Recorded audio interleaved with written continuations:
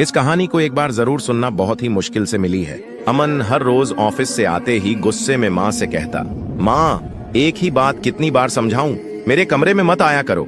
माँ बस मुस्कुराकर बाहर निकल जाती।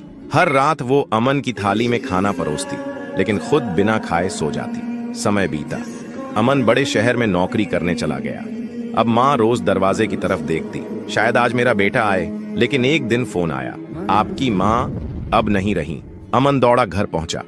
माँ की तस्वीर के आगे वही थाली रखी थी, सादा दाल चावल और 2 रोटी, एक छोटा सा नोट भी। बेटा अगर भूख लगे तो खाना खा लेना, पता नहीं अगली बार कब बना पाऊं। अमन की आंखें भर आईं। वो थाली उठाई और बिना कुछ बोले सब कुछ खा गया, क्योंकि अब माँ की नाराजगी भी नहीं रहेगी और न ही वो थाली। और हाँ दोस्त, सेलिब्रिटी को तो सब लाइक करते हैं। देखते हैं कौन अपने माँ के लिए वीडियो को लाइक और सब्सक्राइब करते हैं।